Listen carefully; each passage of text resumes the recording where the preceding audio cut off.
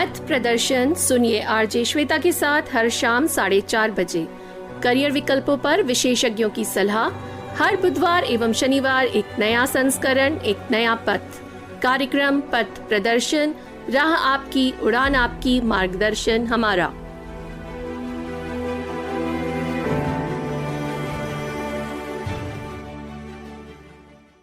नमस्कार listeners, 90.0 FM पर आप सुन रहे हैं रेडियो घाम छाया। शाम के 4:30 यानी कि वक्त हो गया है कार्यक्रम पथ प्रदर्शन, राह आपकी, उड़ान आपकी, मार्गदर्शन हमारा। श्रोताओं, जैसा कि आप जानते हैं, अपने इस कार्यक्रम के द्वारा हम हमेशा कोशिश करते हैं वो बातें जो कि हम जान सके लोगों से और उनको हम अपने जीवन में ला सके। जब हम अपने सपनों की उड़ान भरें तो हमारे पास एक राह हो, एक रास्ता हो और हमारे लिए थोड़ा सा आसान हो जाए। परंतु साथ ही साथ हम ये भी चाहते हैं कि जो भी बातें होती हैं हमारे इस कार्यक्रम में, चाहे वो एक्सपर्ट्स आ रहे हो प्रोफेशनल फील्ड से या एक्सपर्ट्स आ रहे हो हमें लाइफ के बारे में बताने के लिए, हम उनको बहुत ध्यान से सुने और अगर हमारे कोई भी प्रश्न होते हैं तो आप ज़रूर हमें वो भी बताएं। आज हमारे बीच में जो हमारे विशिष्ट अतिथि हैं, मैं इतनी ज़्यादा एक्साइटेड हूँ उनके बारे में उनको इंट्रोड्यूस करने के लिए। वो कहते तो है कि वो स्कूल इम्प्रूवमेंट कोच हैं, पर आपको मैं बताऊं वो ऑथर भी हैं, एंटरप्रेन्योर भी हैं, माउंटेनियर भी हैं, दून स्कूल के एल्यूमिनस हैं और माय गुड स्कूल के फाउंडर हैं। आइए आपको मैं आज मिलवाती हूँ द इंग्लिश बुक डिपो के ओनर मिस्टर संदीप दत्त से। सर, रेडियो घाम छाया में आने के लिए आपका बहुत बहुत शुक्रिया। सबसे पहले हजूर आपका बहुत बहुत तहे दिल से शुक्रगुजार हूँ कि आपने मुझे काबिल समझा कि मैं आपसे आके मुलाकात कर सकूँ। धन्यवाद सर। जब हमने आपसे बातें की थी तो बहुत सारी बातें उभर के आ रही थी। उसमें आपका एक जगह हमने टैगलाइन देखा था, वे पैशन मीट्स एजुकेशन बोल के, which is for your my good school. Podcast हैं वो, मेरे ख्याल से 200-250 के ऊपर जा रहे हैं वो, और एजुकेशनिस्ट हैं उसमें, स्टूडेंट्स हैं, टीचर्स हैं, आपके भी बहुत सारे उसमें पॉडकास्ट हैं रिलेटेड टू एजुकेशन। एंड क्या है ये, इसके बारे में अगर आप हमारे लिसनर्स को बताएं, क्या क्या किया जा सकता है जिंदगी में।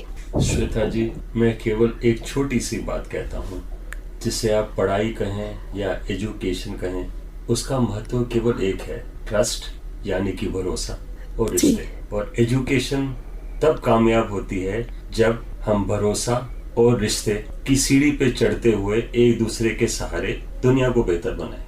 तो अगर आप इस छोटी सी मिसाल को देखिए, जो आपने तो इतना कुछ कह दिया। कुछ समय था आज से 3-4 साल पहले कि मैं जिंदगी की रफ्तार में बहुत तेज जा रहा था। तो मैंने सोचा कब तक ये गाड़ी चलेगी, सांस तो फूल जाती है, चाहे पहाड़ पे चढ़ें, चाहे आप तैरने की कोशिश करें, चाहे आप गाड़ी तेज चलाएं।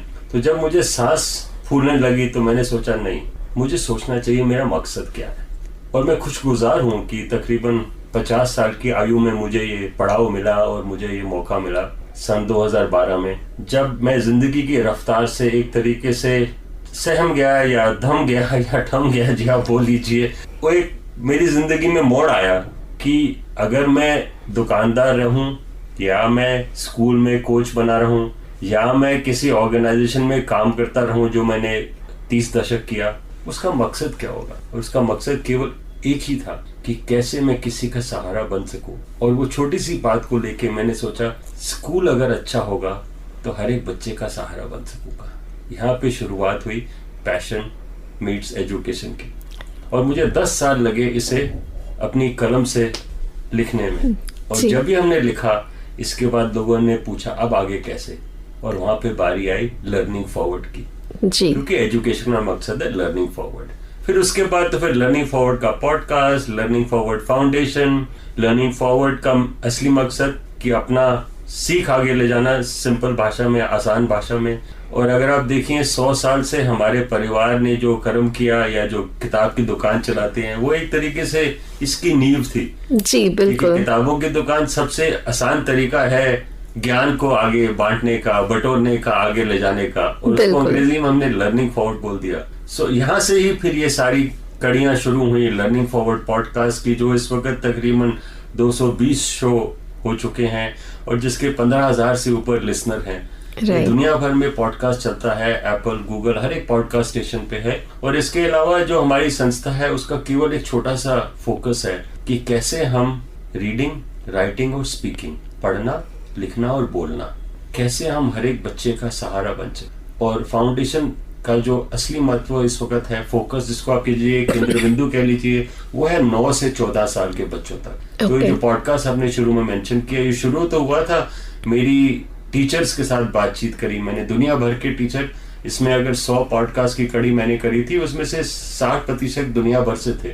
फिनलैंड से लेकर ऑस्ट्रेलिया तक, अमेरिका तक, ये सबसे जब मैंने बात किया, हमें एक ही चीज उसमें से आई 100 कड़ियां करने के बाद, कि हम और आप किस लिए आए यहाँ पे, बच्चों की खुशी के लिए। यहाँ पे आया जॉय और लर्निंग और हमारे सारे बाकी कार्यक्रम। इसीलिए वो है भी #joy of learning। एंड सबसे पहले मैं भूल जाऊं, इससे पहले लिसनर्स आपको ये भी बता दूं कि इंग्लिश बुक डिपो जो है वो अपने 100 years कंप्लीट कर रहा है और सेलिब्रेट कर रहा है। उसके लिए सर बहुत बहुत कॉन्ग्रेचुलेशंस। ये बात एकदम सही है सर कि एक बुक स्टोर जो है, it is a place of dreams, takes a child to wherever the child wants to go. और हमने देखा है कि बुक से बेहतर साथी कोई नहीं हो सकता, कोई दोस्त नहीं हो सकता। And yes, English Book Depot is doing that beautifully. In fact आपके यहाँ पे बहुत सारी बुक रिलीज भी होती हैं। सर रस्किन बॉन्ड भी वहाँ पे आए हुए हैं, कितने सारे राइटर्स हैं जो कि वहाँ पे आते हैं। सर बिकॉज आपका बुक्स के साथ रहा है एसोसिएशन इतना, और आप बातें करते हैं तो आप कहते हैं रीडिंग, राइटिंग, स्पीकिंग। आजकल के बच्चों के लिए अगर मैं कहूँ कि आप उनको क्या सजेस्ट करेंगे, how should they develop this habit of reading? Because बहुत कम लगता है मुझे ये हो रहा है, कुछ सेगमेंट्स हैं जहाँ पे बच्चे करते हैं रीडिंग, या it is not as it was earlier ऐसा। तो what is your take on that and what would you suggest? मैं जब रोज सुबह उठता हूँ, जैसे सूर्य की किरण है, आशा की किरण मेरे मन में जागती है और मुझे सुकून होता है, क्योंकि मैं देखता हूँ आज की तारीख में बच्चे पढ़ना चाहते हैं। और हाल ही में अभी एक मैंने आर्टिकल पढ़ा था जिसमें लिखा गया है कि बुक शॉप्स अब स्ट्रॉन्गर और बेटर आ रही हैं। और अगर आप पिछले कोविड के बाद देखेंगे, मेरे हिसाब से अब अगले हमारे 100 साल पिछले 16 साल से भी अच्छे होंगे। इसके 2-3 कारण हैं। एक कारण तो ये है कि जो आज का युवा है, जो आज की यंग लोग हैं, वो बड़े गहरी सोच में हैं, या एडवेंचरस कह लीजिए, या वो कुछ हट के बनना चाहते हैं, वो सपने बहुत दिखते हैं। तो इसलिए बुक्स को अगर आप कहें रीडिंग कैसे इंप्रूव होगी, वो केवल होगी सपने के साथ, हर एक का सपना साकार हो। तो इसलिए इसकी जो बॉटम लाइन है, जिसको हम कहते हैं पिछले हजारों वर्षों से दादी माँ की कहानियां, जिसको हम कहते हैं कहानी सुनाना, तो अगर हर एक परिवार में सबसे पहले तो माता पिता दादी अपने बच्चों को कहानियां सुनाती रहेंगी, तो बच्चे सोचेंगे ये कहानियां आई कहाँ से जी। और जब वो सोचेंगे कहानियां आई कहाँ से, तो उनको पता लगेगा एक धरोहर है, एक किताबों की जिंदगी है। तो यहाँ से शुरुआत होती है कि घर में आप बच्चे को कहानी सुनाएं, उसके साथ समय बिताएं, और आप खुद बच्चे को ये कभी भी ना कहें कि बेटा पढ़ो, परंतु आप पढ़ते नजर आए, और इसी से कहानी बदलती है। और अगर आप देखेंगे, आपने इतनी तारीफ की हमारे 100 साल पुराने परिवार की, जो इस पेशे में है जिसे हम बुक सेलिंग कहते हैं या किताबों की दुकान है।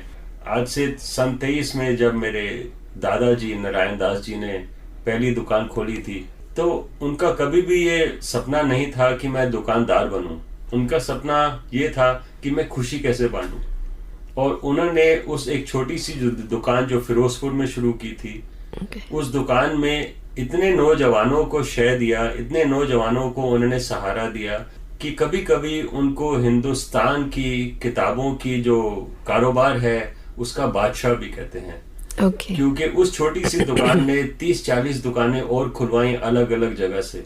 केवल वो ये काम करते थे कि मेरा नाम है इंग्लिश बुक डिपो, बेटा आप काम सीखो, एक नई छावनी ढूंढो जहाँ इंग्लिश में लोग किताबें पढ़ते हैं, क्योंकि टेक्स्ट बुक्स और स्कूल बुक्स तब इतनी नहीं बिकती थी। इंग्लिश स्पीकिंग लोग हैं, अब वहां जाके एक स्टॉल लगाओ। अच्छा। तो और सन 23 से सन 48 तक, 48 तक तकरीबन, उनके यहाँ Jampur, Dera Ghazi Khan, north west south Pakistan, Punjab, अब पाकिस्तान से तब पंजाब होता था, तो हर गर्मियों में वो गांव से लोगों को लाते थे अपने वहां से फिरोजपुर, अपने घर में ठहराते थे। और वो खुद पढ़ने के शौकीन थे, तो इसलिए जो उनके घर में रहता था उनको देखता था बाबूजी अखबार का एक एक अर्फ पढ़ते हैं, और बाबूजी अखबार बेचते भी थे। बाबूजी किताब जब पढ़ते थे उसकी आराम से इतनी दिल लगी से पढ़ते थे कि उनको कोई पढ़ते देख ले वो भी पढ़ना शुरू कर देता था। तो ऐसे ही जो पढ़ने का मैंने आपको ब्यौरा दिया वो केवल यही है कि आप पढ़ेंगे तो आपकी दुनिया भी पढ़ेगी, आपके बच्चे भी पढ़ेंगे। करेक्ट। आज की तारीख में अब हम टीचर्स के साथ बहुत गहराई में काम कर चुके हैं, स्कूलों के साथ बहुत गहराई में काम कर चुके हैं। हम सिर्फ ये देखते हैं टीचर ने बच्चे को बोला बेटा लाइब्रेरी में से किताब लाए कि नहीं, पर मैं हर बार टीचर से पूछता हूँ क्या आप हर महीने लाइब्रेरी से एक किताब ले जाती हैं? बिल्कुल सही जी। और यहीं पे सारा जो है कहानी एक तरीके से बदल जाती है। राइट। और ये कहानी बदलती इसलिए है क्योंकि मैं जो युवा पीढ़ी, जो नए लोग अब टीचिंग में जा रहे हैं, जो यंगर जनरेशन जा रही है, वो पढ़ती है जी। आपकी और मेरी जनरेशन को रोजी रोटी में इतना जोखिम था या इतनी मुश्किलें उठानी पड़ी कि हम इस चीज पे ध्यान नहीं दे पाए। पर आज जो युवा पीढ़ी इस प्रोफेशन में आ रही है, स्कूलिंग में, लर्निंग में, वो पढ़ने वाली आ रही है। तो ये हुआ दूसरा। पहला हुआ लोग आपको पढ़ते हुए देखें, और जो युवा पीढ़ी इस वक्त आ रही है वो पढ़ती हुई आ रही है क्योंकि वो पढ़ी हुई है। हम सारे फर्स्ट जनरेशन लर्नर थे। राइट। तो मेरी तो किस्मत थी कि मेरे 100 साल पुराने से लोग घर में किताबें रख रहे हैं, पढ़ रहे हैं, उनका किताबों से रुझान रहा। हाँ जी। सो ये थोड़ा सा फर्क है। और ये रुझान अब आप देखिए बढ़ेगा इसलिए क्योंकि हमारे पास ये इसमें डिबेट नहीं है कि हम किताब पढ़ें या डिवाइस पढ़ें, हम पढ़ें जी। और यहाँ पे हमको ध्यान देना पड़ेगा कि अगर हम कहें पढ़ो तो और हम पढ़ते नजर आए सबसे पहले, और दूसरा डिवाइस से पढ़ना कुछ गलत नहीं है जब तक आप डिस्ट्रैक्ट ना हो। सो अगर आप किसी को डिवाइस में पढ़ते हुए देख रहे हो, पढ़ रहा है, काफी पढ़ रहा होगा, खबर पढ़ेगा, और आज तो लाइब्रेरी आपके हाथ में है। हाँ जी। तो आपको लाइब्रेरी जाने की जरूरत ही नहीं है। तो ये पढ़ने लिखने की कहानी तो चलेगी मैम। और जैसे आप देख रहे हैं दुनिया बदल रही है, दुनिया भर में ये हो रहा है कि इस वक्त हमको अपने केमिस्ट्री, फिजिक्स विषयों से हट के कुछ चाहिए, और जो सॉफ्ट स्किल्स चाहिए, जो लर्निंग चाहिए, जो वैल्यू सिस्टम चाहिए, जो एजुकेशन चाहिए, वो तो पढ़ने से आएगी। तो इसे लोगों को पढ़ना पड़ेगा। सर ने जो बात बोली है एकदम सही है कि मेरे ख्याल से जो वो कहना, ये पूरी उसमें जो मुझे समझ में आया कि चिल्ड्रन लर्न बाय ऑब्जर्विंग। तो अगर हम उनकी ऑब्जर्वेशन नहीं, खुद ही वो चीज़ें नहीं कर रहे होंगे और उनसे एक्सपेक्ट करेंगे तो शायद वो नहीं हो सकता। तो the more we create examples for them the better. Sir ये बात एकदम सही है कि रीडिंग, राइटिंग एंड स्पीकिंग, ये 3 चीज़ों पे अगर हम ध्यान दें तो things are taken care of. ये उसी के लिए आपका द संडे स्कूल भी है। इसके बारे में सर अगर आप बताएं तो। पहली बात तो ये संडे स्कूल भी कैसे बना, ये अपनी एक कहानी है।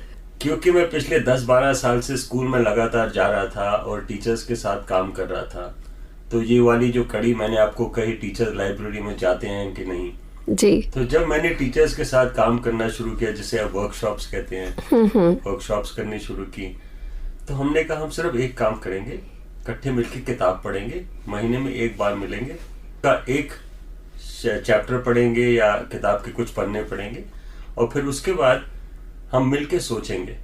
तो अर्ज ये था कि हम एक स्कूल में गए, हमने बोला हमें सारे टीचर चाहिए, तो उन्होंने बोला स्पोर्ट्स टीचर क्या करेगा, हमने कहा वो भी चाहिए। बोले आर्ट टीचर क्या करेगा, हमने बोला वो भी चाहिए। अच्छा। तो सारे टीचर को हमने बुलाया एक कॉन्फ्रेंस एरिया में या ओपन प्लेटफॉर्म पे, फील्ड में, पेड़ के नीचे, क्योंकि मेरा जो लाइफ का तजुर्बा है स्कूलों के साथ बहुत गहरा है। गांव से लेकर शहर तक दुनिया भर के स्कूल मैंने काम किया उनके साथ। तो हमने टीचर को बुलाया, हमने कहा हम मिलके किताब पढ़ेंगे।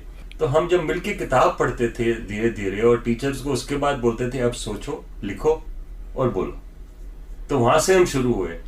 जब हम वहां से शुरू हुए और हमने वो किया, उनको बोला फिर अपने बच्चों के साथ ये करो, सोचो, लिखो, बोलो, पढ़ो। अब देखो हर कोई अलग होता है, कोई सोचता ज्यादा है, कोई बोलता ज्यादा है, कोई पढ़ता ज्यादा है, कोई लिखता ज्यादा है। अब हमने जब ये ग्रुप बनाए टीचर्स के, तो हमने जो ग्रुप बनाया उसमें कोई आर्टिस्ट था, किसी को बोलना अच्छा आता था, किसी को लिखना आता था। फिर हमने उनको बोला आप सब मिलके किताब का एक एक चैप्टर लिखिए। तो यहाँ पे कहानी शुरू हुई। और उसके बाद हमने ये देखा 4 साल करने के बाद कि तकरीबन 60% हमारे टीचर ने किताबें पढ़नी शुरू कर दी। That is a big achievement, sir. जब तक आप किसी चीज स्वाद नहीं लेंगे तो आपको उसकी मिठास कैसे मिलेगी? जी। और जिंदगी की रफ्तार में स्कूल टीचर को समय नहीं देते सबसे पहले। दूसरा, टीचर की जिंदगी मुसीबत की मारी। बेचारी सुबह 5 से रात को 11 बजे तक, मैंने बेचारी इसलिए बोला क्योंकि अक्सर टीचर लेडीज होती हैं जी, उनको घर भी चलाना, स्कूल भी जाना, रोजी भी कमानी, सब कुछ करना, तो अक्सर उनको ऐसा समय नहीं मिलता। इनफैक्ट सर टीचर्स को भी शायद एक टारगेट मीट करना होता है जब वो सिलेबस कंप्लीशन की बात हो। जी जी हाँ, ये चैलेंज है और मैं सबको यही कहता हूँ स्कूलों में और टीचर को कि सिलेबस कंप्लीशन जरूरी नहीं है। जरूरी है कि आप लर्निंग कितनी आगे ले जा पाए बच्चे की। हर एक बच्चे की एबिलिटी अलग होती है और आप जब सिलेबस की रफ्तार में जाना चाहते हैं, कई बच्चे बिछुड़ जाते हैं, छूट जाते हैं। करेक्ट। तो इसलिए सिलेबस पे मत फोकस कीजिए, इतना फोकस कीजिए कि जो जॉय ऑफ लर्निंग है आप उसको कहां तक ले जा पाएंगे।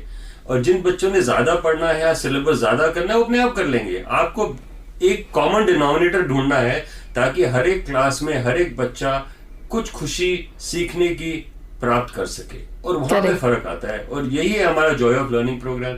फिर जब हमने टीचर के साथ काम किया तो स्कूल ने कहा अब आगे क्या करें। मैंने कहा वैसा है, अब हम बच्चों के साथ काम करते हैं। ओके। क्योंकि मैंने सोचा कि अगर हम टीचर के पीछे लगे रहेंगे तो टीचर अगर एक है उसके साथ बच्चे होते हैं 30 जी। एक टीचर तकरीबन 30-35 बच्चों की जिंदगी बदल सकता है जी। तो हमने कहा अब हमने 100, 200, 300 टीचर तैयार कर लिए हैं, अब हम बच्चों की तरफ चलते हैं। ओके। तो तब हमने शुरू किया ये बच्चों का प्रोग्राम जॉय ऑफ लर्निंग जी। और अब हर एक स्कूल में हम जा नहीं पाते थे तो हम आ गए ऑनलाइन। जी। तो हमने संडे स्कूल खोला ऑनलाइन। अब संडे को सुबह 10:30 बजे हम मिलते हैं और 445 बच्चे हैं हमारे द संडे स्कूल में। ओके। संडे स्कूल में 14 जनवरी को हाल ही में अपना स्टूडियो भी खोला है। अच्छा। अब हम ऑफलाइन ऑनलाइन दोनों प्रोग्राम करेंगे और हम केवल 3 काम करेंगे, रीडिंग, राइटिंग और स्पीकिंग। वाओ। और संडे स्कूल के बाद बच्चों को समय मिलेगा कि वो सोचे और बोलें, लिखें, ड्रॉ करें, जो मर्जी करें जी। जैसे भी जो उन्होंने पढ़ा सुना, जो कहानी उन्होंने पढ़ी, अगर वो उनके अंदर कोई नई सोच लाती है वो उस सोच को हमारे से बांटे। और वो कैसे बांटेंगे? वॉइस मैसेज भेज देंगे सबसे पहले, सबसे आसान वही है जी। ब्लॉग बना देंगे दूसरा, जी। ड्राइंग बना देंगे तीसरा, फोटो खींच लेंगे चौथा, वीडियो बना देंगे जी। कई बार हम लोग कहते हैं आप आपस में बात करके हमको रिकॉर्डिंग बना के चैट करके भेज दीजिए। राइट। तो ये एक बड़ी अच्छी चीज है गुड स्कूल में कि हर एक को रिफ्लेक्शन करने का मौका मिलता है और कोई भी स्टाइल से। आपने बहुत अच्छा कहा, मैं ये बोल नहीं पा रहा था, थैंक यू फॉर दैट।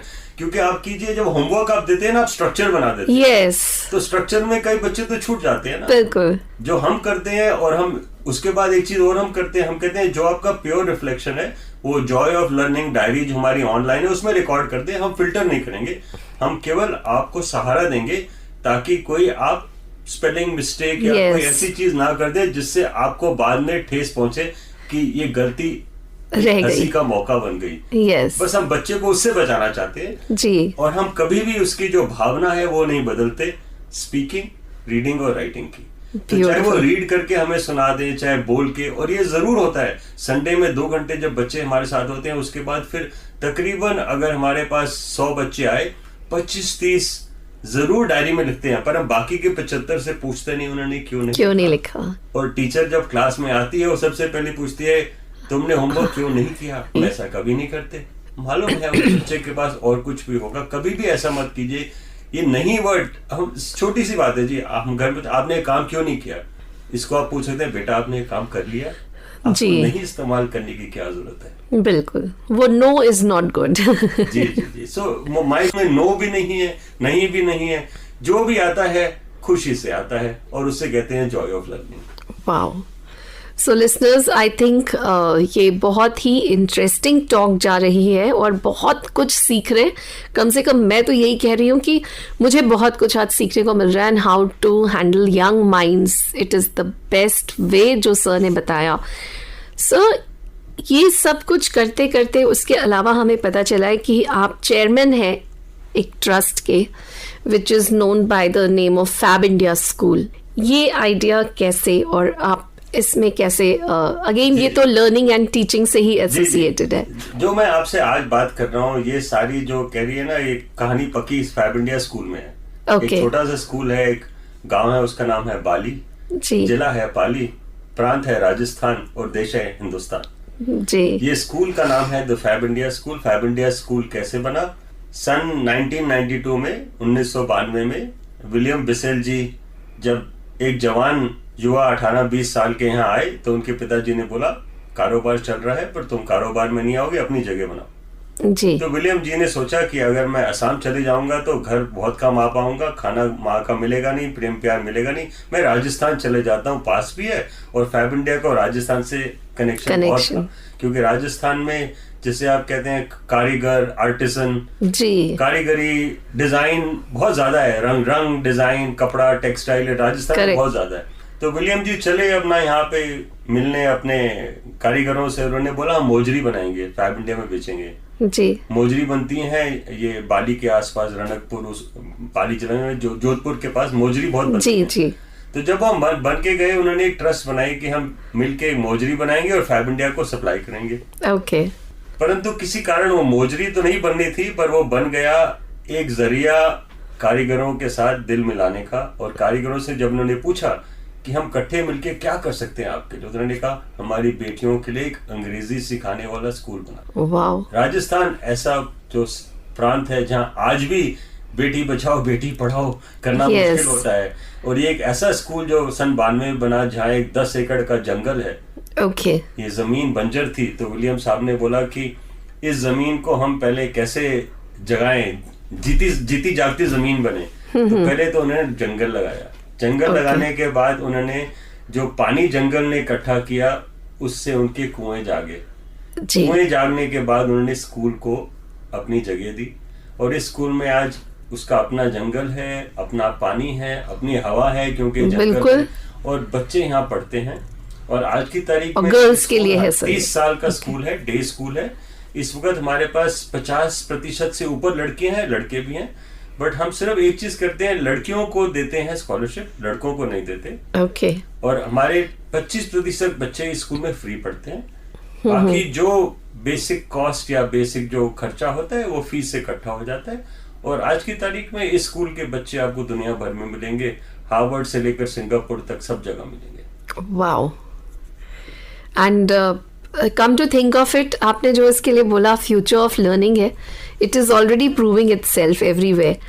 तो दैट मीन्स अगर पैशन है किसी भी चीज का तो everything is possible, is what I come to the conclusion sir. But as we are progressing in this program, मैं ये भी आपसे रिक्वेस्ट करूंगी कि आपने जैसे बोला रीडिंग के लिए पेरेंट्स को करना है और motivation comes through actions. So, when you talk about Fab India, or you talk about the Learning Forward, or you talk about My Good School and Sunday School, इन सब का जो एक कड़ी है वो है हैप्पीनेस, जॉय, जो कि लर्निंग के थ्रू लोगों को मिल रही है। तो how can one join any of this? Ma'am बहुत अच्छा, आप आई बच्चों के साथ दुकान पे हमें मिली जी। तुम दुकानदारी छोटी से तो उस दुकान ने वो हमारा मंदिर है, हमारी सरस्वती देवी की पूजा वहीं होती है। तो इसको ज्वाइन करना बड़ा आसान है, आप सर्च करेंगे अपने कंप्यूटर में माय गुड स्कूल लिखिए, आपको अपने आप मिल जाएगा जी। तो हमारी वेबसाइट भी है, हमारी फाउंडेशन के नाम से भी मिल जाएगा, लर्निंग फॉरवर्ड फाउंडेशन इस वक्त है जो सारा कारोबार संभाल रही है जी। और मुझे उम्मीद है लर्निंग फॉरवर्ड फाउंडेशन एक ऐसी धरोहर बनेगी, सिर्फ किताब की दुकान नहीं, स्कूलों को सहारा देगी, टीचर को सहारा देगी, बच्चों को प्यार बांटेगी। तो इस सब में हम सबको सहयोग देके इसे आगे बढ़ाना है। और जैसे आप अच्छा काम कर रही हैं, आपके रेडियो के माध्यम से हमें उम्मीद है हम कुछ दिल जीतेंगे और हमें भी सहारा मिलेगा और हम आगे चल पाएंगे जी। और जैसा कि आपने एकदम सही बोला, मेरी माँ हमेशा कहती है, कभी भी हम अगर कहते थे कि बुक स्टोर पे जा रहे तो वो हमेशा कहती थी माँ सरस्वती के यहाँ जा रहे हो, ऐसा बोला करो। तो ये बात एकदम सही है सर। जाते जाते आप हमारे लिसनर्स को कुछ कहना चाहेंगे सर? जी जरूर। जो दिल की बात होती है ना बहुत गहरी होती है, अपनी दिल की बात जरूर सुनिए। इस जिंदगी की रफ्तार को थोड़ा सा सहम के लीजिए, दिल की बात सुनिए, जरूर सुनिए, एक बार नहीं दिन में 10 बार सुनिए और दिल की कीजिए। मैं ये नहीं कहता कि आप अड़ियल बनिए, ध्यान रखिए, मैं कहता हूँ दिल की कीजिए। और यहीं से हमारा ये जुनून आया, passion meets education. Right. Education को जब तक पैशन नहीं मिलेगा या केवल फैशन रह जाएगा तो आपकी लाइफ आगे नहीं चलेगी। Right sir. सो आपकी एजुकेशन को अगर आपको कामयाब बनाना है या आपको, जैसे मैंने शुरू में कहा था, एक सहारा बनना है जिंदगी का, आपको किसी तरीके से रिश्ते बनाने हैं, किसी तरीके से आपको ट्रस्ट प्राप्त करना है, सबसे पहले अपने आप के साथ कीजिए। और जब आप अपने आप को ट्रस्ट करेंगे तो देखिए आपको कोई नहीं रोक सकता। Thank you so much sir, आपने आज बहुत ही बढ़िया बातें की हैं। और लिसनर्स, ये होता बहुत कम है ना कि हम दिल की बातें करें और फिर हम रियलाइज़ करें कि ये तो हमारे मन की ही बातें हैं। और शायद उस तरह से ही सर ने हम सबके हार्ट स्ट्रिंग्स को टच किया है। Thank you so much sir, radio घाम छाया पे आने के लिए और अपना कीमती वक्त देने के लिए। और लिसनर्स, अगर आपको लगता है कि आप अभी भी सर से कुछ सवाल करना चाहते हैं तो आप उसके लिए 9818610514 पर हमसे संपर्क करेंगे और हम आपके सवाल ज़रूर सर तक पहुंचाएंगे। उड़ान भरिए, पैशन के साथ जी लीजिए और जैसा कि सर ने कहा, अपने दिल की सुन लीजिए। Take care listeners, stay healthy, stay safe.